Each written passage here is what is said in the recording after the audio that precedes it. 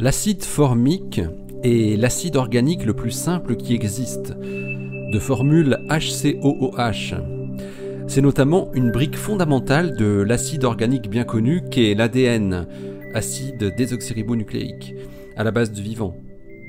Il vient d'être détecté pour la première fois dans un disque protoplanétaire autour d'une jeune étoile à 190 années-lumière. Ça se passe là-haut, par Eric Simon. C'est avec le réseau ALMA, Atacama Large Millimeter Submillimeter Array, qu'une équipe internationale menée par Cécile Favre de l'Institut national d'astrophysique italien à l'observatoire de Arcetri à Florence a réussi à identifier la présence de la précieuse petite molécule dans le disque de poussière qui entoure l'étoile TW Hydrae. On le sait, la composition chimique des disques protoplanétaires dans lesquels prennent naissance les planètes, comètes et autres astéroïdes va influencer la composition de ces dernières, à la fois en ce qui concerne leur croûte rocheuse, mais aussi leurs éventuelles atmosphères ou océans, de manière directe ou indirecte par apport postérieur à leur formation proprement dite. Le groupe carboxylique COOH, contenu dans l'acide formique, est un élément essentiel dans de nombreux acides aminés et acides carboxyliques utilisés par les systèmes vivants sur Terre. L'acide formique est notamment impliqué directement dans la formation de la thymine, l'acide aminé le plus simple qui est la base de nombreuses protéines. C'est aussi un composé que l'on trouve en abondance chez la fourmi et qui lui a donné son nom. Le disque protoplanétaire de TW Hydrae ressemble à ce que devait être notre système solaire il y a 4,5 milliards d'années. TW Hydrae est âgé de quelques millions d'années seulement.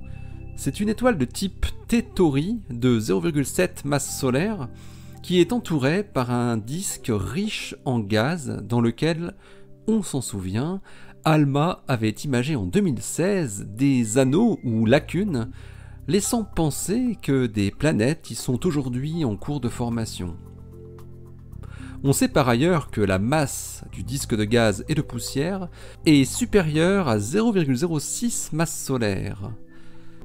D'autres observations de la molécule CO sur ce même disque protoplanétaire avaient par ailleurs montré qu'une fraction importante du réservoir de carbone n'existait pas sous la forme de gaz, et qu'il pourrait donc être présent sous la forme d'espèces chimiques organiques plus ou moins complexes et donc difficiles à détecter.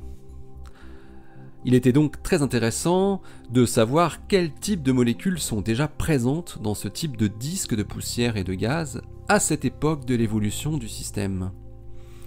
Favre et ses collègues ont détecté une émission d'ondes millimétriques à 2,3 mm de longueur d'onde, soit une fréquence de 129 GHz, qui correspond à une transition électronique particulière qui n'existe que dans la molécule de HCOOH.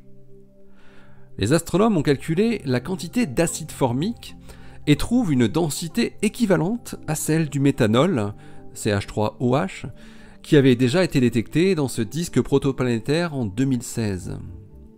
Le fait de trouver pour la première fois dans un disque protoplanétaire une molécule organique qui possède 2 atomes d'oxygène montre que la chimie organique est très active dans ce type d'environnement.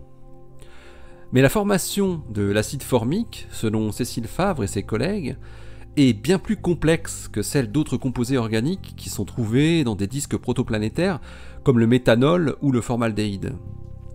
Le méthanol, par exemple, est le résultat de l'hydrogénation du monoxyde de carbone à la surface de grains de glace, une réaction facilitée à très basse température de l'ordre de 20 Kelvin. L'acide formique, quant à lui, ne peut pas être produit par un processus d'hydrogénation simple.